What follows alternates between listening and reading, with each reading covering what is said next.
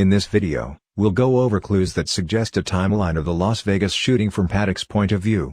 Of course, such a timeline is very speculative by its nature, as many aspects are impossible to confirm or refute. We'll first discuss 2 points in detail, then we'll summarize the timeline, then we'll list a few unrelated bits and pieces uncovered during the research. Let's first address a discrepancy, probably a minor one.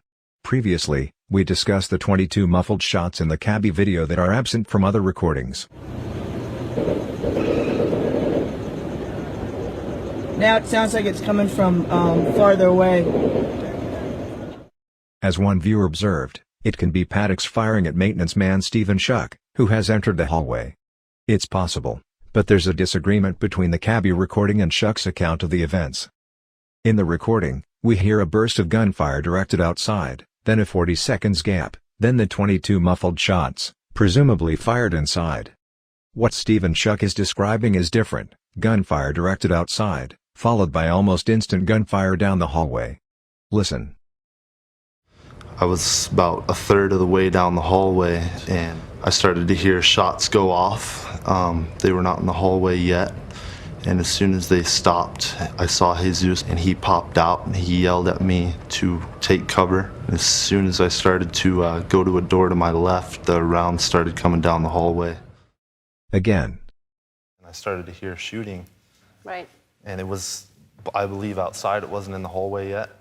And that's when Jesus yelled at me, and within milliseconds, if he didn't say that, I would have got hit. Schuck describes a burst aimed outside, followed very quickly by a burst fired down the hallway. This is not what we hear in the cabbie video, where there is a 40 seconds gap in between.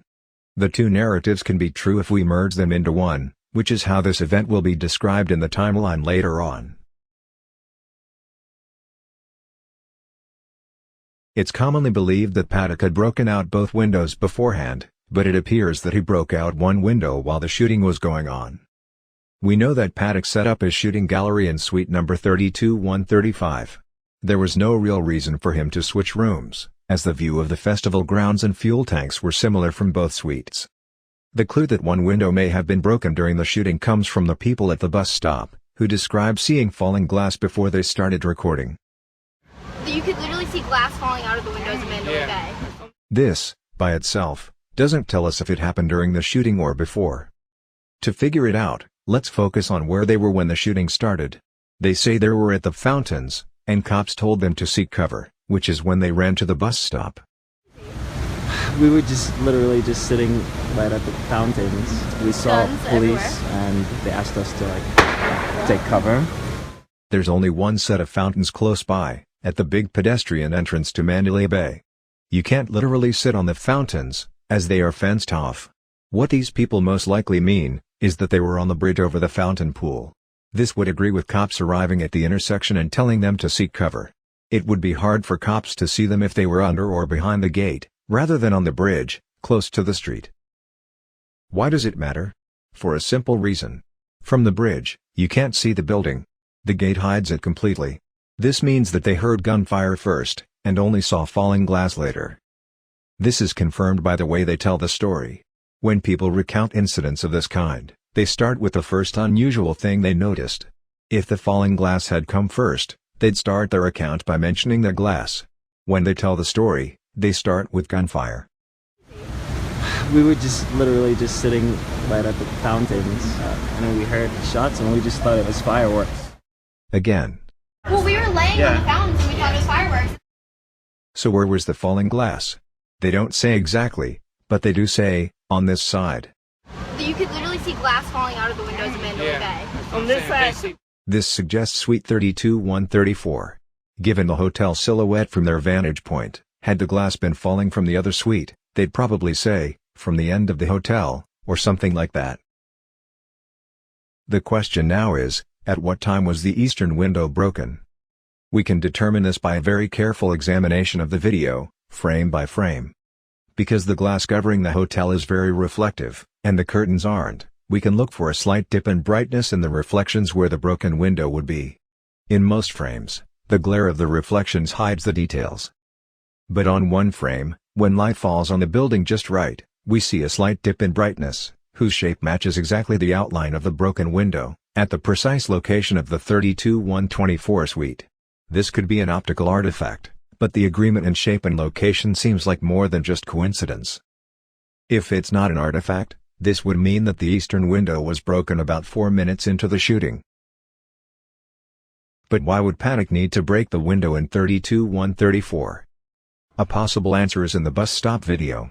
Note that by now cops have arrived not just to the north, at the intersection near the festival, but also to the south, alongside Las Vegas Boulevard, with their sirens on.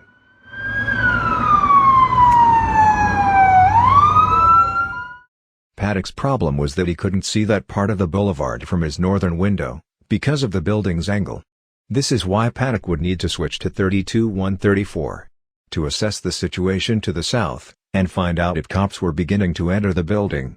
Seeing cops down below, he broke the window, and fired at the cops to pin them down. This would agree with the timeline of gunfire bursts. Paddock's move to 32-134 and breaking the window would correspond to the longest pause between volleys, about 2 minutes, as well as a few single rounds, probably aimed at cops. An often asked question is, why didn't Paddock break the eastern windows in 32-135? The answer is obvious. There's a very large, L-shaped sofa by those windows. It's visible in both the video of that suite shot a year before, and in the window after the shooting. For Paddock, every second counted, so he certainly wouldn't waste his time trying to move it. By the way, this window theory can be supported or refuted by the number of shells in 32-134. If there is a very large number of spent shells there, then this theory is false.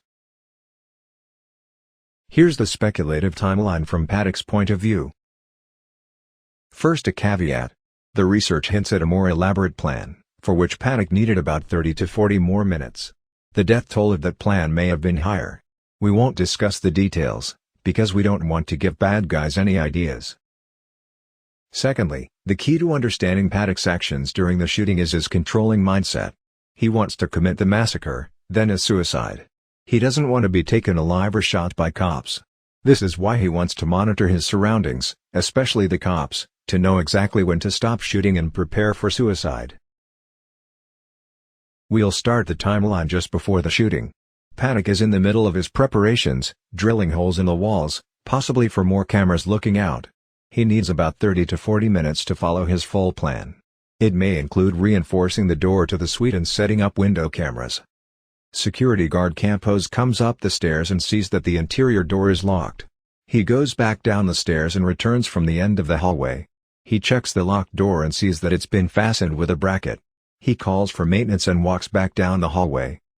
Paddock hears either the call for backup or the door slamming. He panics, thinking he's been found out. He drops the rest of the plan, grabs a gun and fires at Campos. Campos, wounded in the leg, hides in a recessed door. This brings up a question. Press drawings show that Campos was relatively far away from Paddock in the hallway. This means that Paddock would tend to fire parallel to the hallway. If that's the case, and Paddock indeed fired 200 rounds, we would expect a comparable number of bullet holes at the end of the bullet path. At the end of the hallway is a round lobby, like this one. It would be interesting to see photos of the lobby walls after the shooting. About 2 minutes into firing at the festival, Paddock is alerted by cops to the south, in his blind spot.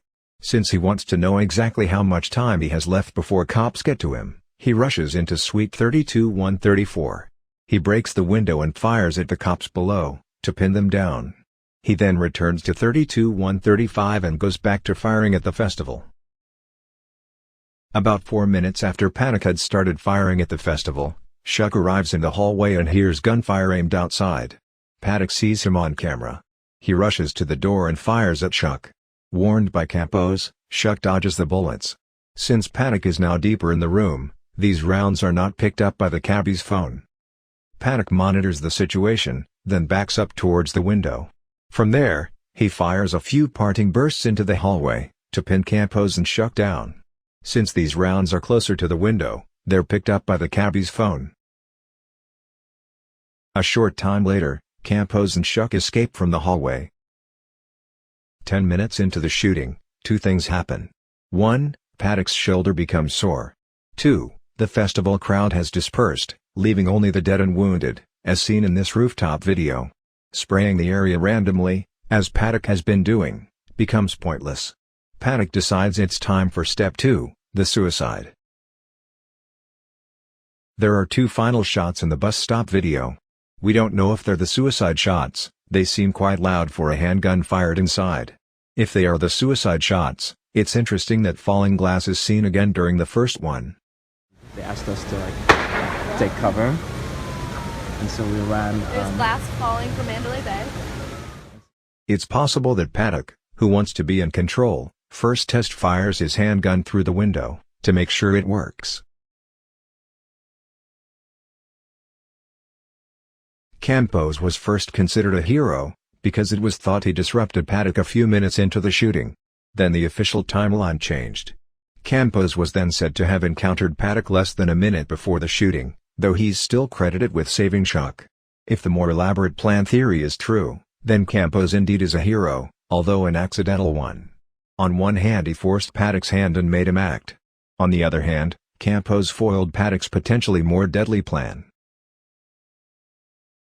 And now a few random bits and pieces that turned up in the research. Interestingly, there are no shells on the armchair, even though there are many on the floor underneath and nearby. This suggests that Paddock was kneeling, sitting, or lying, rather than standing while shooting.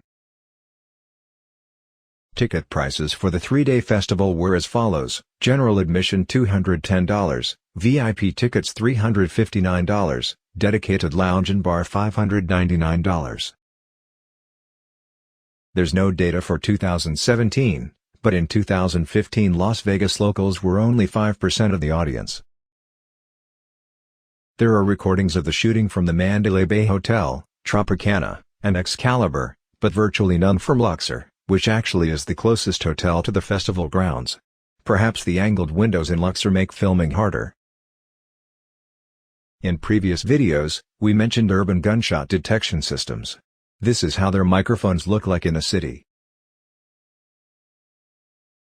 Some viewers may have heard of the 1966 University of Texas Tower shooting. Curiously, as the cops were sneaking up on the shooter, Charles Whitman, one of their guns misfired just like in Las Vegas.